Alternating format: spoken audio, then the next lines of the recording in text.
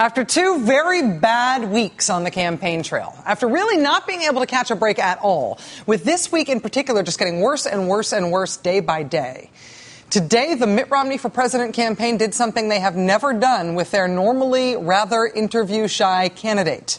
It was a wall-to-wall, blanket-the-network's blitz of interviews. Governor Romney talked to ABC, he talked to CBS, he talked to NBC, he talked to CNN, he talked to Fox News, he talked to Mitt Romney did not talk to MSNBC. But in 5 hastily called interviews with everybody but MSNBC, Mitt Romney repeated without variation the same thing over and over and over and over and over again today. He left Bain Capital in 1999. He left to run the Olympics. And anybody criticizing him for what Bain did after 1999 should apologize. Mr. Romney said specifically that President Obama should apologize because he, Mitt Romney, was gone from Bain by 1999. In February of 1999, I left Bain Capital. I had no involvement with the management of Bain Capital after February of 1999. I had no role whatsoever in the management of Bain Capital after February of 1999. I had no role whatsoever in the management of Bain Capital after February of 1999. I left in February of 1999, relinquished all management authority and role in Bain Capital after February of 1999. The truth is that I left any role at Bain Capital in February of 99. I will admit that part of me was bummed that I didn't get one of these Mitt Romney interviews today when everybody else got one. But on the other hand, I realized all he would have said to me is, I left Bain Capital in 1999. And I would have said, pardon? And he would have said, I left Bain Capital in 1999. And I would have said, can I change the subject? And he would have said, I left Bain. Here's why this matters, this question of whether or not Mitt Romney left Bain Capital in 1999. The question of Mitt Romney when he was at Bain Capital and when he left, when he really left. It's critical to Mitt Romney's viability as a political candidate that he left Bain Capital in 1999, as he says and says and says and says and says. Mitt Romney's electability depends in part on that being true, which is why he says it all the time. I left that business in 1999 to help put the Salt Lake City Olympics back on track. I worked at one company, Bain, for 25 years, and I left that to go off and help save the Olympic Games. I left Massachusetts to go run the Olympics and left my organization. I was out there full time. I left Bain in 1999. I was out there full time. I was here no time. The Romney campaign should start printing that on shirts and coffee cups and bumper stickers and dog outfits, because that statement is central to Governor Romney's campaign. Last year, that assertion appears in very plain English on the form that Mr. Romney had to file to run for president, his financial disclosure form. It's very plain English. It says Mr. Romney retired from Bain Capital on February 11th, 1999 to head the Salt Lake Organizing Committee. Since February 1999, Mitt Romney has not had any active role with any Bain Capital entity and has not been involved in the operations of any Bain Capital entity in any way. You do not have to be a lawyer to know what in any way means. The reason Mr. Romney keeps insisting that he left Bain Capital just a few weeks into 1999 is that he doesn't want to answer for things that Bain Capital did after that. He does not want to answer for the layoffs and the bankruptcy at a company called Dynamic Details. Mr. Romney does not want to answer for the layoffs and the closing of the GST steel mill, where the federal government had to come in and bail out the company's pension fund. He does not want to answer for the bankruptcy of the American Pad and Paper Company, or the way Modus Media and SMTC Corp sent jobs overseas. He doesn't want to answer for the bankruptcy of Stage Stores. Mr. Romney does not want to answer for any of those things that happened at Bain Capital after he doggone says he left that doggone company. And so now Mitt Romney has a problem, which is twofold. First fold, reporters have been finding and publishing lots and lots and lots of instances where Mitt Romney shows up in Bain Capital documents as being very much a part of that company after 1999. David Korn at Mother Jones and Josh Marshall at Talking Points Memo have been publishing Bain Capital documents like this one from after 1999. This one from the year 2000, showing Mitt Romney as the sole shareholder, sole director, chief executive officer, and president of Bain Capital. And here's one from the following year, from 2001. Same thing. Bain Capital telling federal authorities that Mitt Romney owns Bain and is the boss. The Boston Globe yesterday built on that reporting, finding financial disclosure forms from Mr. Romney that list him as the 100% sole owner of Bain Capital in 2002. As these stories have started breaking, as this reporting over the last couple of weeks has started snowballing, the response from Mr. Romney has been that these documents that show his name on them from Bain Capital after 1999, these documents don't matter. These are just legal mumbo-jumbo. It's just a quirk of the law. Even though I, Mitt Romney, have signed these documents saying that I, Mitt Romney, am principally engaged in the business of serving as the sole stockholder of the firm, that's just legal stuff. That's just a technicality. I don't really mean it. It's not really true. And if you were a rich investment manager like me, you would understand. Really, you would understand in your heart. Today, Mr. Romney elaborated on his defense by saying that all of these forms, his name's being on all these forms well after 1999, all these forms, what they meant was that he was the owner, but he was not, as the owner, paying attention to these things that he owned. He was not paying attention to anything at Bain. He was not steering anything. He was not going to meetings. He was not making decisions. He was not doing anything at Bain. He was just still owning it. And if that's true, that means that Mr. Romney wants us to believe, look at this. Look. He wants us to believe that he got paid a lot for doing absolutely nothing. He made $100,000 in 2001 and again in 2002 for the job of doing absolutely nothing at Bain Capital. Nothing at all. That $100,000 salary is not the return from an investment. That's not somebody paying him back a loan. That is Mitt Romney making $100,000 for a job that he insists he did not do. Are there any more of those jobs available out there where you get paid $100,000 to do nothing, to swear that you are doing absolutely nothing? Are these jobs available if your name is not Mitt Romney? No? Maybe? Call me? Well, now Mitt Romney has a further problem beyond that.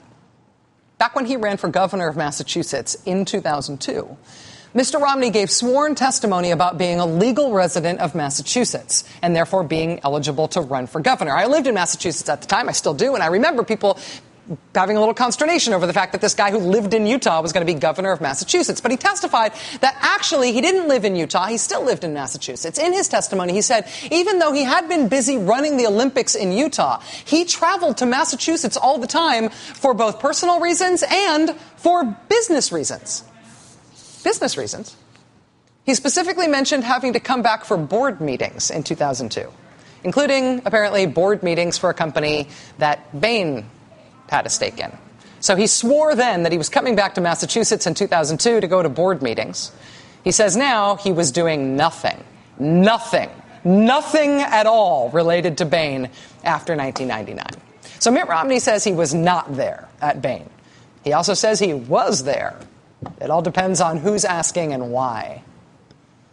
This year, when Republicans were trying to pick a Republican nominee to run against President Obama, Mr. Romney's opponents in the primary tried to nail him on this.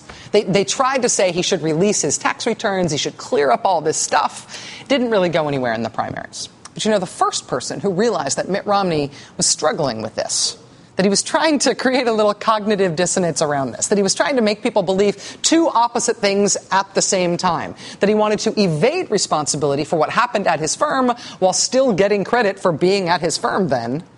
The first person who realized that, the first somebody who wrestled with that in a campaign against Mitt Romney was his opponent back in that Massachusetts governor's race a decade ago. One of the other companies that you own, Mitt, Ampat Company, it was reported in the Boston Herald just last week that you said, you know, if I had it to do all over again, I would have done things differently when you cut people's health care benefits, cut their pension benefits, and finally closed the plant. It has become known that your company made $102 million in profits from the sale of that company, from dismantling that company.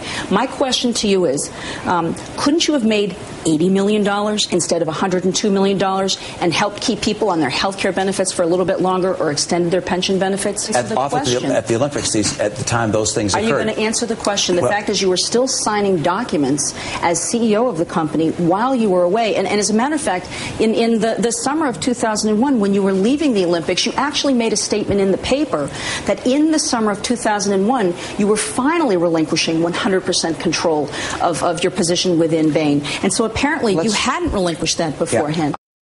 Joining us now is Shannon O'Brien, Mitt Romney's Democratic opponent in the 2002 race for Massachusetts governor. Ms. O'Brien is the former Massachusetts state treasurer, a former member of both the state House and state Senate.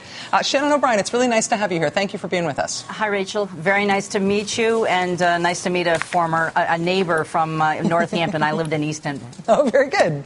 Well, looking back at that debate footage, as the first person to press Mitt Romney in that campaign about what really happened at Bain Capital and when he was responsible for Bain Capital's actions, are you surprised to see it coming up again now? Is this the same basic issue you were confronting him with 10 years ago? Yeah, it's the same basic issue, and he criticized me very deeply for having done something like this, for having deigned to question his truthfulness. And it's taken 10 years to figure out that actually maybe he wasn't telling the truth.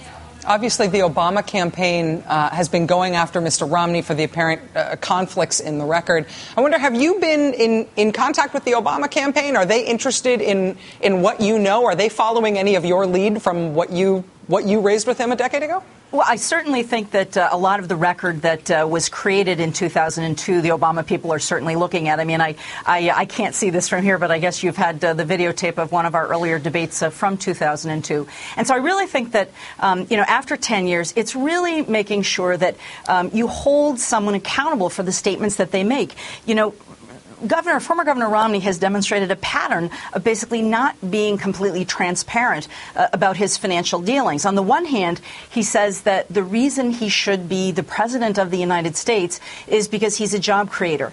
And the reason we should believe he's a job creator is because of his fantastic track record at Bain. But then when pressed about the bankruptcies and the lost jobs, well, then he doesn't want to have anything to do with that. So I think that we were able to uncover quite a bit of that in 2002.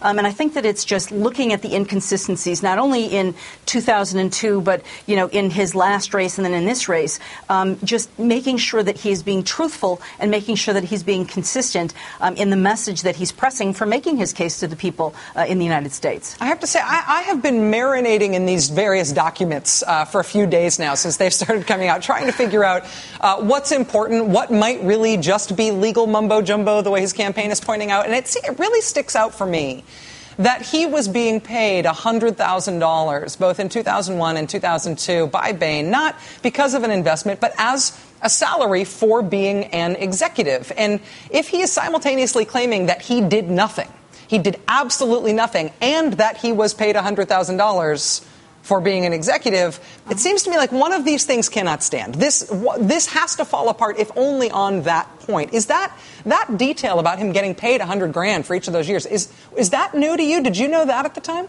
Well, no, I think that was part of his statement of financial interest when he was in the campaign, and I think that's one of the reasons that we pressed him on this issue in 2002.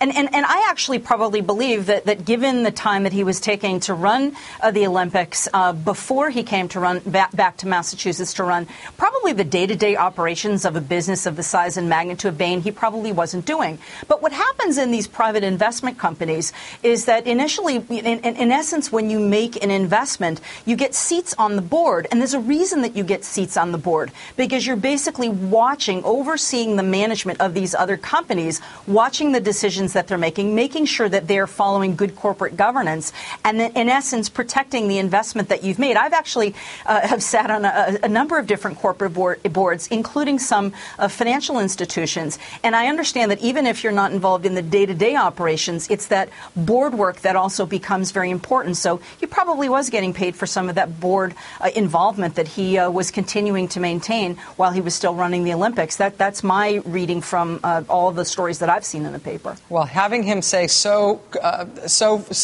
black and white today, over and over and over again in all those network interviews, I was doing nothing, and then see him getting paid for definitely doing something. But Rachel, as someone who sat on a board, it's sort of interesting because board members, to be good board members, and we get told told this by management all the time. There's a bright line between what management does and what a board does. But what a board does is very, very important, frankly, not only to the governance of a company, the sort of direction that the company is taking, the major decisions that a company's taking. And so even though you may not be involved in the day-to-day management of Bain or even in the day-to-day management of the companies that you discussed before I came on, but you're certainly involved in the direction and the major decisions that are taking place.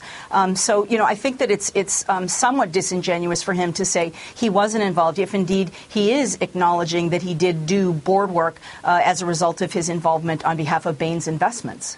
Shannon O'Brien, the 2002 Democratic Massachusetts gubernatorial nominee who ran against Mitt Romney. Thank you for your insight of helping us figure this out tonight. This rabbit hole is yet deeper, and we're going to keep going, but you've helped us figure out some of it. Thank you. Thank you. All right.